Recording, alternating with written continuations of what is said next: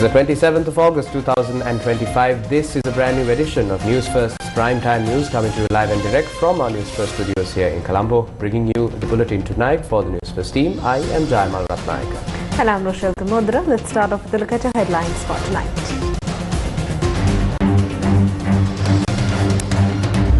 Court orders arrests over road blockade during Ranil's trial. Ranil still in ICU at National Hospital. Disciplinary inquiry against Dr. Bellana over Ranil's health remarks and suspected political affiliations. TRC files complaint over 1.4 billion rupee smart classroom deal. Kuliapitia crash kills 3, including 2 schoolgirls. In tonight's top story, Colombo Fort Magistrate Nilupuli Lankapura has issued a directive to the Criminal Investigation Department to immediately identify and arrest individuals and organizations responsible for mobilizing crowds that obstructed access to the court during a hearing involving former President Ranil Wickremesinghe. The magistrate further ordered that those who recorded and published videos on social media of certain incidents that occurred within the court premises on the night Wickremesinghe was presented in court should also be immediately arrested and produced before the judiciary. Colombo Fort Magistrate Nilupuli Lankapura has instructed the Criminal Investigation Department to take legal action under the Contempt of Court Act against individuals involved in recent disruptions during court proceedings related to former President Ranil Wickremesinghe. The directive follows reports that organized groups and individuals deliberately obstructed access to the Fort Magistrate's court during hearings involving Wickremesinghe. This was revealed in court by Additional Solicitor General Dilip Piris, who stated that their blockades were systematically coordinated. Piris further informed the court that videos of incidents within the court premises on the night Wickremesinghe was presented had been shared on social media and urged immediate legal action against those responsible. He also disclosed that a video recording of the magistrate's remand order was captured and circulated online by someone present in court. Additionally, photographs of Wickremesinghe seated inside the courtroom were taken and shared on social platforms. Piris expressed concern over the deteriorating decorum among legal professionals, noting that lawyers were no longer showing mutual respect within the courtroom. Former President Ranil Wickremesinghe, who was granted bail in connection with allegations of misusing 16.6 million rupees in public funds for a private overseas trip, continues to receive treatment at the intensive care unit of the Colombo National Hospital. According to Deputy Director Dr. Rukshad Bellana, Wickremesinghe is being treated for complications arising from dehydration, which are now reportedly stabilizing.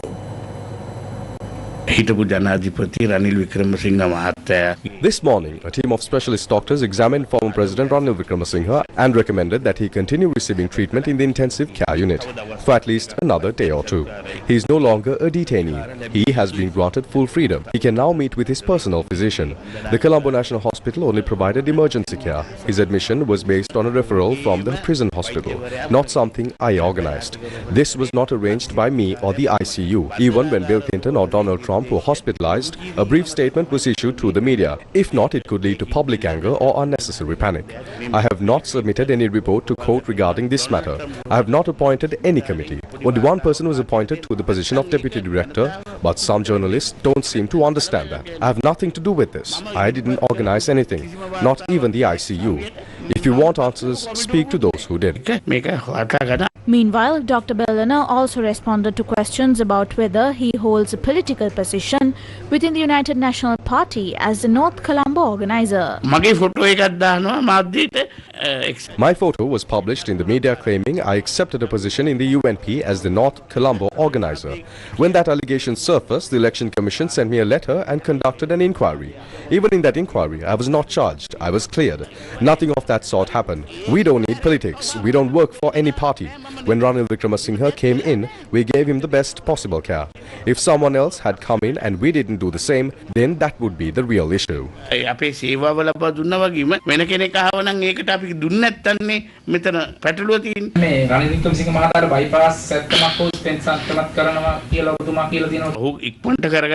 sooner it's done, the better for him. Otherwise, there is a certain level of risk. If the procedure is done quickly, that risk can be avoided. However, the acute acute. However, the acute dehydration and the related complications he had are now gradually subsidizing due to treatment. I believe that whoever made this opportunity possible for Ranil Wickremesinghe deserves merit. He now clearly has the chance to recover and regain his strength.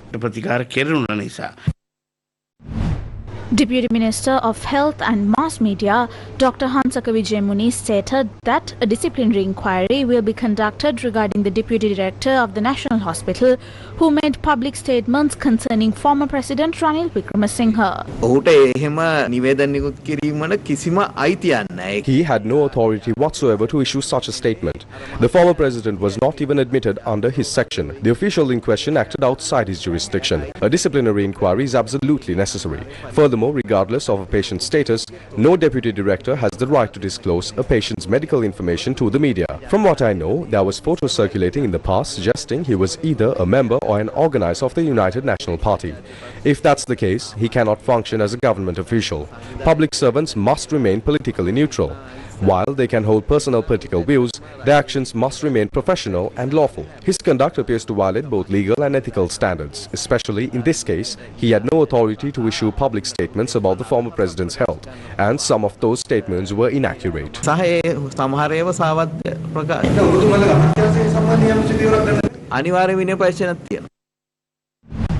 Opposition leader Sachit Premadasa visited former President Ranil Wickremesinghe at the National Hospital today. He was accompanied by Mujibur Rahman and Dr. Kavinda Jayawardena. ප්‍රතිකාර කටයුතු ක්‍රියාත්මක වෙන නිසා පුද්ගලිකවම හමු වෙන්න බැරි වුණා. නමුත් අපි විශ්වාස කරනවා එතුමාට ඉතාමත්ම හොඳින් මේ ප්‍රතිකාර කටයුතු ක්‍රියාත්මක වෙනවා කියන එක අපි විශ්වාස කරනවා. මේ නෝඩ දැන් මේ පුල් සංවිධානයක් ගොඩනැගෙමින් පවතිනවා. මේ පුල් සංවිධානය තුල කොහොමද දැන් ඔබතුමා ඒකේ නායකත්වයේ ගන්නවද කොහොමද පුල් නායකත්වයේ මේ නෝඩ තියෙන්නේ? ප්‍රශ්න රසක් තියෙන අපේ රටේ විසඳන. There were many issues in our country that need to be resolved. This government has failed to provide answers or solutions to even a single one of them. That's why we are coming together to find solutions to these problems. We are uniting under a broad policy framework to address the country's economic, social and other challenges. This is not about narrow political agendas. අපි එකට එකතු වෙන්න. එහෙම නැතුව මේවා මේ දේශපාලන පටු අරමුණු ඉලක්ක කරගෙන නෙවෙයි. Chairman of the United National Party Wazira Abeyewardena, General Secretary Thalathathu Korala and Deputy Leader Akila Viraj Karivasam held a media briefing in Colombo. මම හිතන්නේ එතුමාගේ ජීවිතේ එතුමා කළමනාකාරීත්වය කරගෙන තිබෙන්නේම යම් කිසි රටාවකට. එතකොට ඒ රටාව සමාජ උදේ පාන්දර ව්‍යායාම කිරීම වෙන්න පුළුවන්. ඊට පස්සේ නියමිත වෙලාවට I believe the former president has lived his life according to a very structured routine. That routine may include early morning exercise followed by breakfast at a fixed time. He may work along Flower Road until noon, take a 2-hour break and resume work at around 3 p.m. continuing until about 10 p.m. Disrupting that routine has clearly affected his health. Can someone deliberately disrupt another person's life pattern to the extent of causing harm, and in doing so harm democracy itself? He was taken into custody and brought to Alicada, to a 43-acre property that once belonged to his grandmother. That land was owned by Ranil Wickremesinghe and his family. That too is an unfortunate and symbolic moment. I have all the original land registry documents related to the Alicada prison premises. For someone from such a lineage, this treatment is deeply regrettable. බන්ධනාගාරයේ පිහිටි ඉඩමේ පත්තිරු සටහන් මගේ ළඟ සේරම තිබෙනවා. ඒක පිටපතක් සියලුම මාධ්‍යට මම ලබා දෙන්න. පරපුරක සමාජිකයෙකුට මම හිතනවා මහා ඛේදජනක හැසිරීමක් හැටියටයි මේ අවස්ථාවේ මතක් කරන්න තිබෙන්නේ. උසාවියේදී එතුමාට මේ වගේ අසනීප තත්ත්වයක් තිබෙන්නේ නැද්ද? ඔබතුමා චෝදනා කරන්නේ මේ බන්ධනාගාරගත කිරීමත් සමග එතුමාගේ මේ අසනීප තත්ත්වයක් ඇති වුණා. එතුමා උදේ 9:00 පමණ එන්න කියලා. පැය 4:00 5ක් I believe this is how it unfolded. He was asked to appear at 9:30 a.m. and he follows a strict dietary and medical routine.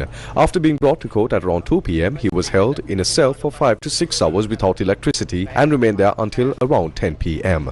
That's nearly 12 hours of physical and mental stress for someone of his age. It's no surprise that such pressure triggered a medical condition. I can't speak to the specifics, but a report signed by 6 specialist doctors has been submitted. වීම ශාරීරික ස්වභාවයක් කියන එකයි මතක් කරන්න තිබෙන්නේ. විශේෂඥ වෛද්‍යවරු 6 දෙනෙක් අස්සන්තබලා වාර්තාවක් දීලා තිබෙනවා. අපි දකිනවා පුළුල් සංධානයක් ගොඩනගෙනවා මේකත් එක්ක ඒකාබද්ධ විපක්ෂය කියලා තමයි පහුගිය දවස්වල හඳුන්වන්නේ. දැන් මේකේ අලුත් නායකයෙක් දෙන්නේ නැත්නම් පැරණි හිටපු ඔබතුමාගේ නායකයෙක් මම හිතන්නේ I don't think that we need to panic about that. First and foremost, we must unite to protect democracy. Everything else is secondary. අනික් කාරණා වැදගත් වෙන්නේ නැහැ. A group of representatives from the Samagijana Balavege United National Party, candidates who contested from the gas cylinder symbol Sri Lanka Freedom Party and others met at the opposition leader's office today.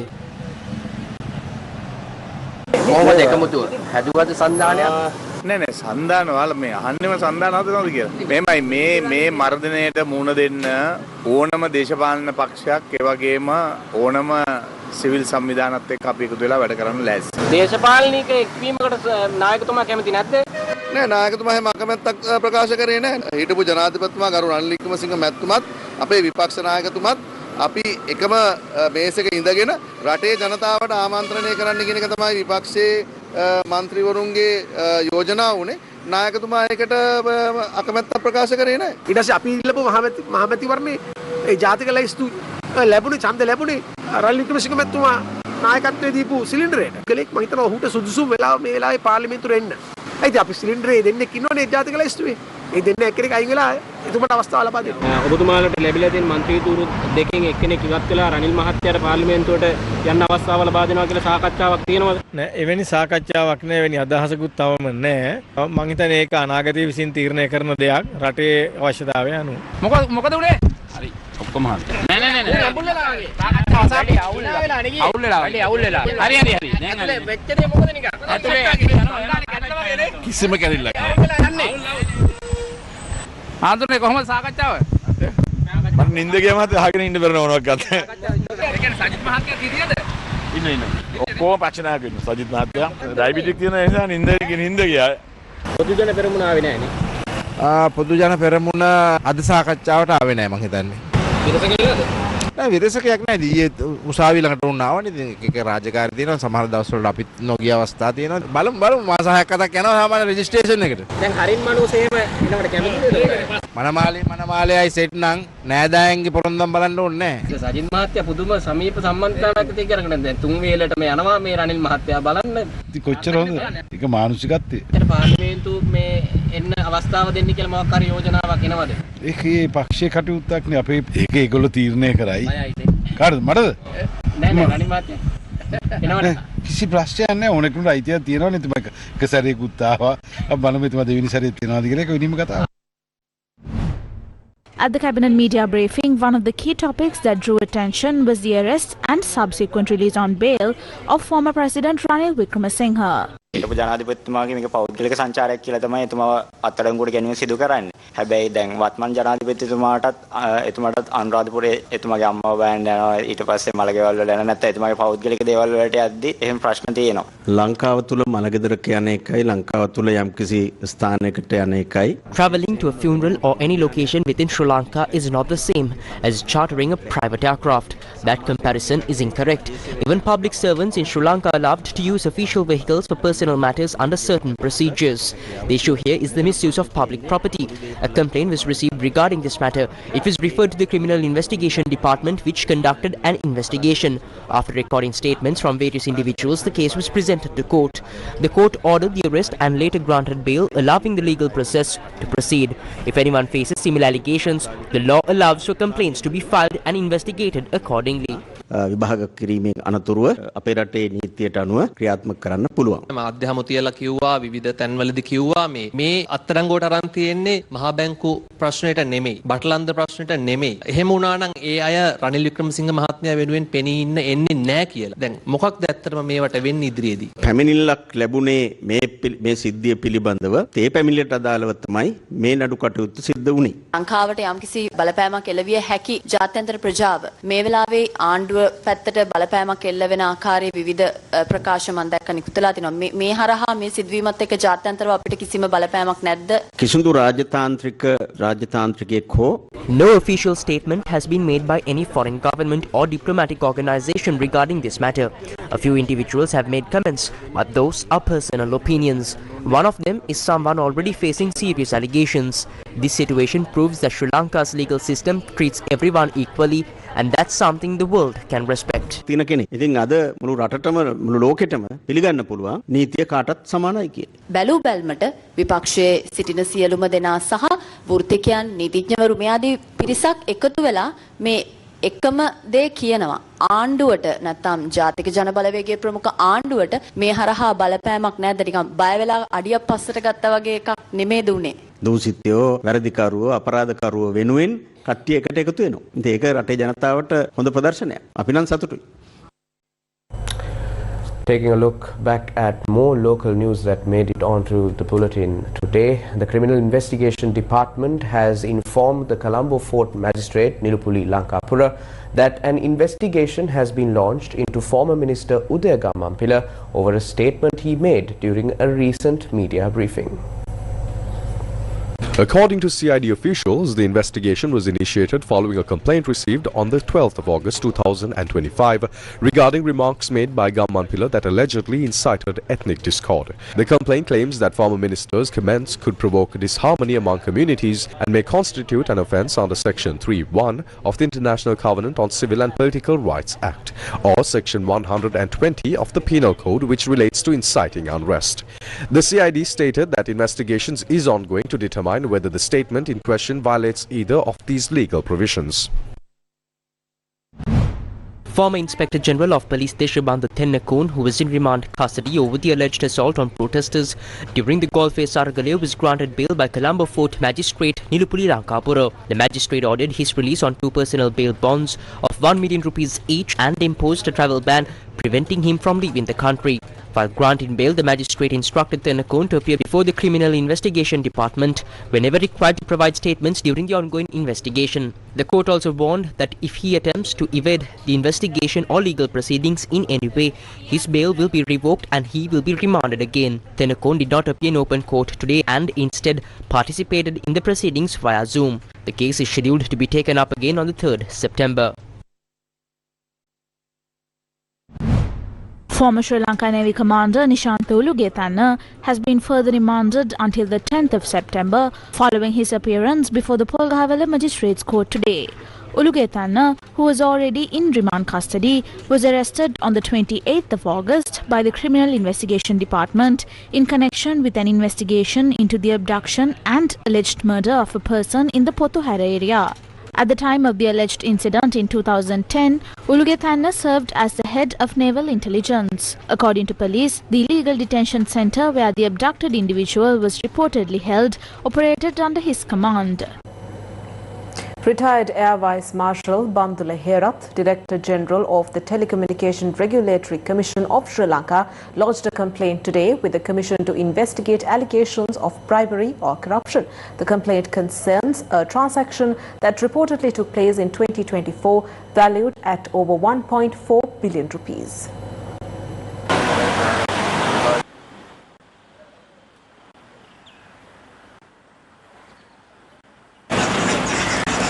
අපේ ආයතනය තමයි එවකට MOT නැත්නම් Ministry of Technology කියන ආයතනයේ 2024 දැන් ඒක In 2024, the transaction was carried out through the then Ministry of Technology, which has since been restructured under the Ministry of Digital Technology. At the time, a cabinet paper was jointly submitted with the Ministry of Education approving the procurement. The total value of the purchase exceeded 1.4 billion rupees excluding taxes. Of this, 1.06 billion has already been spent, while an additional 700 million rupees with taxes remains to be paid. The procurement lacked transparency as the purchases were completed within just 5 days and the equipment was imported only 2 weeks before the last presidential election, just 2 months after the procurement process was hurriedly initiated. Therefore, in order to seek redress, we appeared before the Bribery Commission today. A Chinese-funded project had previously pledged to provide 500 smart boards and a data center free of charge. Documentation from that project indicated that the data center had the capacity to connect up to 3,000 smart boards. Despite this, the boards in question were purchased with the data center as the main justification. At the time, Susil Premajayantha served as the Minister of Education, while former President Ranil Wickremesinghe held the portfolio of Minister of Technology. Susil Premajayantha මහත්මයා සහ Ministry of Technology එකේ ඇමතිතුමා වශයෙන් හිටියේ හිටපු ජනාධිපති රනිල් වික්‍රමසිංහ මහත්මයා. Meanwhile, the Civil Intelligence Front lodged a complaint today regarding alleged fraud and corruption linked to the construction of the new terminal at the Bandaranayake International Airport in Katnayaka. The complaint was handed over to the Special Presidential Investigation Committee, which has been appointed to probe irregularities within Sri Lankan Airlines, the Airport Aviation Services Limited and other affiliated institutions. The complaint was formally received by the committee chairman, former Auditor General Gamini Vijayasinghe. We know that past governments have misappropriated or misused nearly 55 billion rupees over the years. The airport project was divided into two components, Package A and Package B. For example, under Package B, around 6 billion rupees was spent on constructing an apron, the aircraft parking area. However, the final design does not even allow planes to park properly, meaning the entire 6 billion rupees has gone to waste. Afterwards, another large-scale project was launched under Package A, with payments already made up to 50% of the contract value, despite only about 5% of the actual work being completed.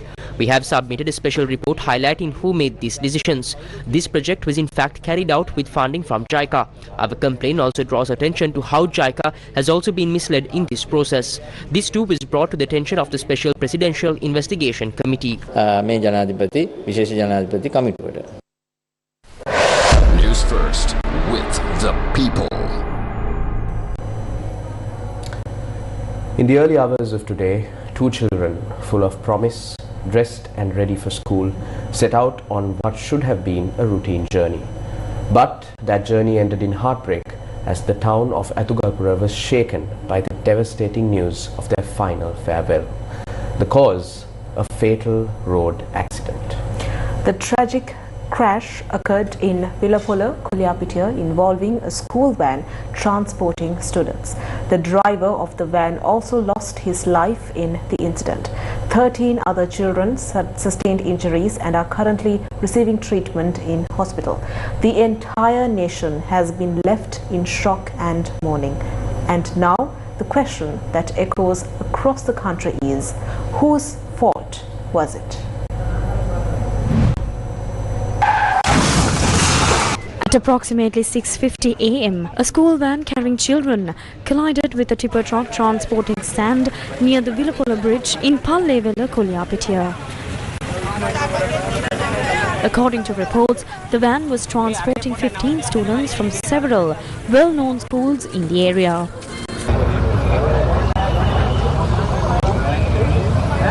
උදෑසන 6:50 විතර මම මගේ ළමයි පාසල් යෑමට කණුගුල්ලට යන අතරේ විලපොළ මන්සද්දියට මෙහා මම වීලකට නතර කරා මට කෝල් එකක් ආපු ඉඳලා ඒ වෑන් රථේ මම පසු කරන් යනකොටම කුඩියාපිටිය පැත්තේ දන්න ආපු ටිබර් රථේ එකපාරම මේ වෑන් එකේ වැදිලා වෑන් එකේ විසි වුණා මම මීටර් 200ක් විතර මෙහා පස්සට වෙලා හිටියේ ඊට පස්සේ මම එතෙන්ට ගියා යනකොට ළමයි දෙන්නෙක් විතර වැටිලා හිටියා ඉතුරු කට්ටිය හිර වෙලා වගේ හිටියේ ඊට පස්සේ අපි ඒ කට්ටියව අරගෙන හැකියකස මේ රෝවල් මේ ගත කිරීම කටයුතු කරා වෑන් එකේ රියදු එතරම් නැති වෙලා වගේ හිටියේ.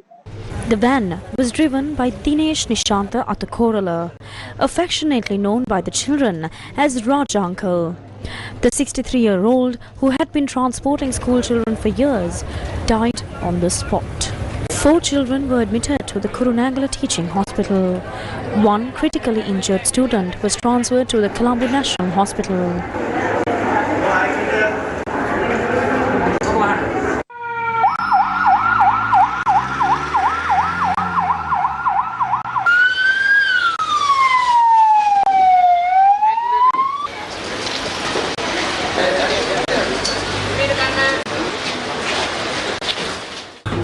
Two children are currently receiving treatment in the intensive care unit at the Kurunagala Teaching Hospital.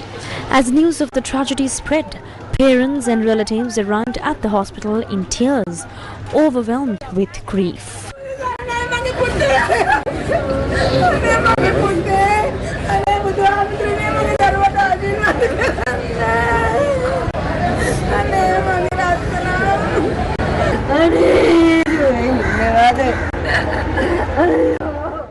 Eight others were admitted to the Kuliapitiya hospital.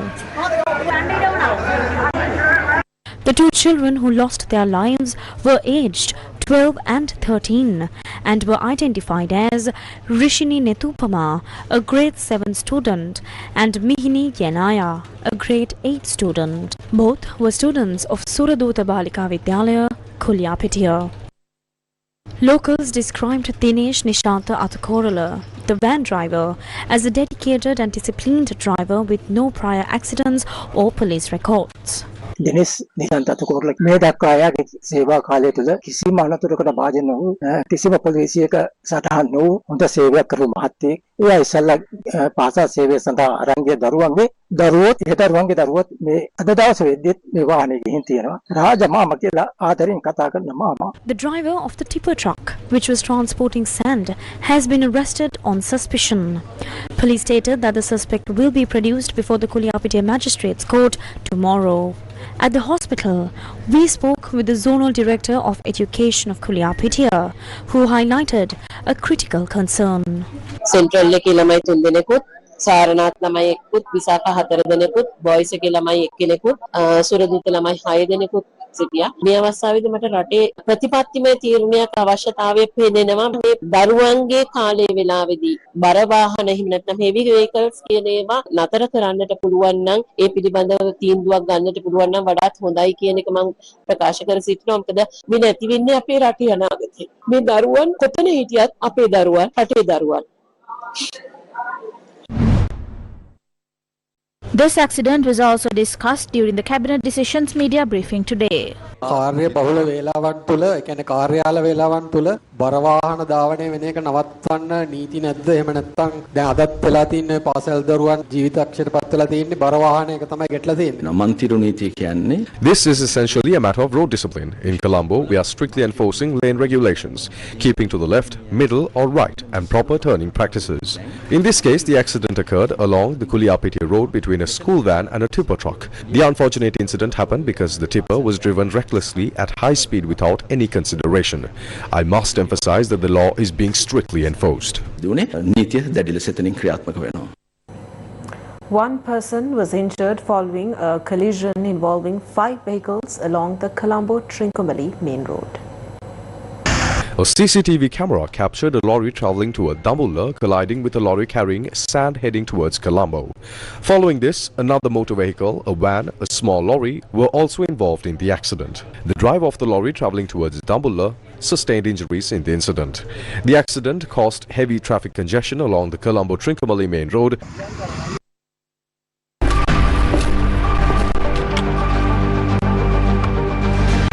Case file. Sri Lanka's Minister of Foreign Affairs Vijita Herath has firmly reiterated that Katchathivu Island belongs to Sri Lanka. The minister made this statement in response to a question raised during the cabinet briefing held today. හැමදාම ඉන්දියාවේ දකුණු ඉන්දියාවේ තමිල්නාඩු ප්‍රාන්තයේ දේශපාලන තීරණය වෙන්නේ ලංකාවේ උතුරු නැගෙනහිර ප්‍රදේශය අනුව. ඒ අනුව ඉන්දියාවේ ප්‍රබල නළුවෙකු මේ වෙන විටත් ඔහුගේ දේශපාලන කැම්පේන් එක අරන් යනවා කච්චතිව් දූපත නැවතත් ඉන්දියාවට පවර ගන්නවායි කියලා. පළවෙනි කාරණාව තමයි Katchathivu is an island that belongs to Sri Lanka. That will never change. The election campaign is heating up in southern India. Candidates will say various things on their election stages to get votes. This is not the first time this has happened. They have said many similar things on election stages before. Therefore, what is said on an election stage will not change things here. I saw that actor Vijay said this at an election rally. There is no need to make a big deal out of it. There have been no changes made by the central government or diplomatically. For that reason, Katchathivu has been, is and will always be an island belonging to Sri Lanka. මධ්‍යමාණ්ඩුව හරි රාජතාන්තය නිසා එදත් අදත් හෙටත් කච්චතිව් දූපත ශ්‍රී ලංකාව සතුයි. දෙන්න පුළුවන් ද කච්චතිව් දූපත මොනම හේතුවක් උඩවත් රාජතාන්ත්‍රික බලපෑමක් මතවත් නැවතත් ඉන්දියාවට දෙන්නේ නැහැ කියලා ඔබතුමාට මේ වෙලාවේ ප්‍රකාශයක් කරන්න පුළුවන්ද? පැහැදිලි ඒක තමයි මේ කිව්වේ. UNFPA Sri Lanka hosted a policy and research forum in Colombo, marking the official launch of 4 landmark reports. These provide critical evidence on policy recommendations to address persistent gender inequalities and emerging challenges in Sri Lanka. The United Nations Population Fund, or the UNFPA Sri Lanka, hosted a policy and research forum titled Unlocking the Gender Dividend, Driving Policy Change Through Knowledge. The forum marked the official launch of 4 landmark reports that provide policymakers, researchers and civil society with critical evidence and policy recommendations to address persistent gender inequalities and emerging challenges in Sri Lanka and create a more inclusive and equitable society. The event's keynote address was delivered by the Prime Minister of Sri Lanka, Dr. Harini Amarasuriya. Every woman and child should live with dignity, be safe, and be able to participate fully in our nation's life. When this is achieved, the whole country advances. We are all the better for it. I speak not only as Prime Minister, but as a woman who has worked in academia, activism, and politics. I know that opportunities are not always equal and standards are not always applied fairly. Yet, every time a woman breaks through barriers, families grow stronger, businesses thrive, communities prosper, and nations grow. That is the gender dividend in real human terms. For the government, the gender dividend means recognizing and I should say valuing women's unpaid contributions and treating their participation as central to labor supply, productivity, revenues, innovation, and resilience. This is why we need to move from aspirations to law and from law and policy to action. The event also featured a high-level panel comprising leaders from government, academia and civil society to discuss the findings and outline a strategic path forward for effective policy implementation. General Secretary of the National People's Power, MP Dr. Nihal Abesinghe, addressing the panel discussion, highlighted the necessity of female participation in politics. Participation has increased a lot now. Now up to this particular parliament, the 10th parliament, we had only about maximum we had was 13, and now it's 22, and it's at least near 10% of the 225 parliamentarians in the parliament. And if you look at the local government, at least now the local government has improved in having women participation in the local councils, and we have near 25%. Now, in my electorate for an Pradeshia Sabha, we have 12 out of 55. So that's nearly 22% of women in the local Pradeshia Sabha in my electorate. So, but still, we see that it is underrepresented. And there are many reasons that why this representation is. Yes, we need to improve the quota. Perhaps we can improve the campaign financing. So those are areas that really we can look at it. But so from a party point of view, I'm representing National People's Power, the current government. So from our point of view, we don't mind increasing the women's participation in politics. Actually, our target is to go for 50% level. So we would be really moving towards that. So far we have done a lot in reaching our target. So that's the way that we look at it. And we, as a party, we look at the women in politics or men in politics. We look at it as a collective, approach. The forum lays the foundation for turning evidence into action and strengthening collaboration between government, civil society and development partners. The special commodity levy on imported potatoes and onions has been hiked effective 26th of August 2025 in an effort to protect local farmers and better manage import-related costs. According to a statement issued by the Ministry of Finance, the special commodity levy on a kilogram of imported potatoes has been raised from 60 to 80 rupees. Meanwhile, the tax on a kilogram of imported onions has seen a steep increase, rising from 10 rupees to 50 rupees, a 40 rupee hike. The revised tax rates are now in effect. In more local news, Sri Lanka Police has announced the temporary closure of the first and second lanes on the road heading toward Colombo from the Devi Balika roundabout to the DS Senanayaka junction in Borella due to the risk of road subsidence. In an official statement, police said that cracks and wastewater leakages were observed on the road since this morning, prompting immediate safety measures. Renovation and repair work is currently underway in the affected area. As a result, the two Colombo-bound lanes have been closed to ensure public safety. Motorists travelling towards Colombo are strongly advised to use alternative routes until further notice. Research reports compiled through the Gammatha Door-to-Door initiative were officially handed over to the Nuwara Public Library today. The Gammatha Door-to-Door program, launched in 2016, has so far produced 7 research reports. These reports were developed through field visits conducted by the Gammatha team in collaboration with students from the University of Peradeniya, documenting the challenges and living conditions faced by communities across the country.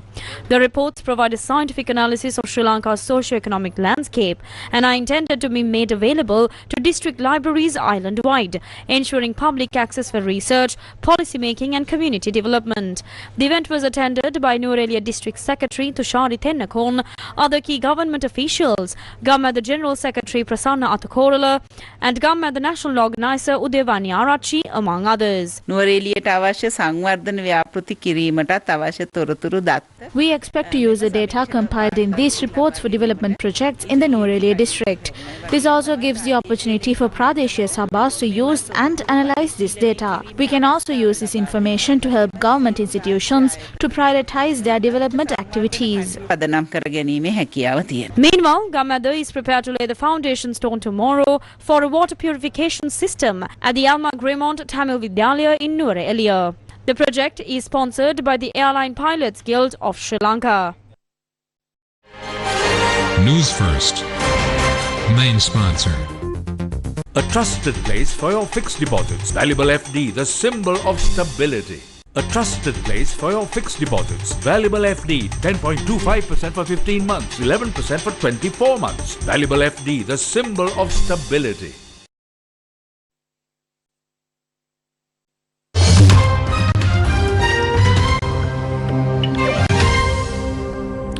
US President Donald Trump's doubling of tariffs on goods from India to as much as 50% took effect as scheduled today, escalating tensions between the world's two largest democracies and strategic partners. US President Donald Trump's steep 50% tariffs on India have kicked in weeks after the US President issued an executive order hitting the Asian country with an additional 25% penalty over its purchases of Russian oil and weapons. It takes total duties to as high as 50% for goods such as garments, gems and jewelry, footwear, sporting goods, furniture and chemicals. This makes India one of the US's strongest partners in the Indo-Pacific, among the countries paying the highest tariffs in the world, among Brazil and China. The new tariffs threaten thousands of small exporters and jobs, including in Prime Minister Narendra Modi's home state of Gujarat. This could also deal a blow to exports and growth in the world's 5th largest economy, given that the US was until recently India's largest trading partner. On Monday, the US Department of Homeland Security issued a draft notice outlining plans to implement a 50% tariff on products from India. With steep tariffs on India, Trump hopes to pressure his Russian counterpart Vladimir Putin into ending the war against Ukraine by trying to curb Moscow's oil trade. India's response. India has asserted its resilience to stand firm against US pressure, with Prime Minister Narendra Modi vowing he would never compromise the interests of the country's farmers. Per a government estimate, tariffs will impact $48.2 billion worth of exports. Officials have warned that the new duties could make shipments to the US commercially unviable, triggering job losses and slower economic growth. Former Foreign Secretary and Rajya Sabha MP Harshvardhan Shringla said New Delhi is working on minimizing the impact by finding alternative markets. He said, quote, "We have free trade agreements with Australia, the UAE and the UK. We are close to concluding a free trade agreement with the European Union. This means that we can access different markets and we would have the opportunity to divert some of our exports in that direction." End quote. Impact on India's GDP. A new research report by the State Bank of India believes that the US tariffs are likely to affect the GDP by 40 to 50 BPS and higher input cost inflation. The report states, quote, as $45 billion of exports will be impacted due to 50% tariffs at worst scenario, India's trade surplus will convert to trade deficit. However, we believe trade negotiations will restore confidence and improve export to the US. End quote. Amid higher tariffs, India's products might lose competitiveness, potentially benefiting countries like China and Vietnam, as tariffs imposed on India are also higher than those on other Asian countries such as China, Vietnam, Indonesia and Japan. The report added, quote, "The US remains India's largest export destination for textiles. Over the past 5 years, India has steadily gained market share in textiles, while China's share has fallen significantly. This shift highlights India's growing importance of India in US supply chain arrangements." End quote. Meanwhile, India-US trade relations have expanded in recent years, but remain vulnerable to disputes over market access. The two nations launched talks on a large-scale trade agreement in February, following Modi's visit to Washington. The deal seeks to increase India-US annual trade to $500 billion by 2030, but the terms of the pact are yet to be finalized. US President Donald Trump once again asserted that he prevented a nuclear war between New Delhi and Islamabad by threatening crippling tariffs and halting trade deals unless the two countries agreed to a ceasefire. Speaking during a cabinet meeting at the White House on Wednesday, Trump said he threatened India with steep tariffs and refused to proceed with the trade deal unless the conflict was resolved. I'm talking to a very terrific man, Modi of India. And I say, what's going on with you in Pakistan? Then I'm talking to Pakistan on trade. I said, what's going on with you in India? And the hatred was tremendous. Now, this has been going on for a hell of a long time, like sometimes with different names for hundreds of years. I said, no, I don't want to make a trade deal with you. You're going to have a nuclear war. You guys are going to end up in a nuclear war. And I said, call me back tomorrow, but we're not going to do any deals with you, or we're going to put tariffs on you that are so high your head's going to spin. Trump claimed that within 5 hours of the conversation, both sides had backed down. He said, quote unquote, "It was done. Now maybe it starts again." The US president also reiterated his claim that the conflict had resulted in the downing of several military aircraft. I said, that's not good. That's a lot of jets, you know, $150 million planes were shot down. A lot of them. 7, maybe more than that. They didn't even report the real number. Drawing a parallel with the Russia-Ukraine war, Trump said the India-Pakistan situation had the potential to escalate into a global crisis. Trump had made similar claims in the past, saying his intervention prevented an all-out war between the two South Asian rivals. However, India has repeatedly denied any third-party involvement in the de-escalation. Defence Minister Rajnath Singh had earlier said that the ceasefire was a result of India's own strategic decisions and that no external pressure was a factor. Indian Prime Minister Narendra Modi himself last month in Parliament categorically refuted the claims of any third-party mediation. So have other senior ministers, including External Affairs Minister Dr. S. Jaishankar and Home Minister Amit Shah. And that's a wrap of Primetime News for tonight. Thank you for joining us. Good night.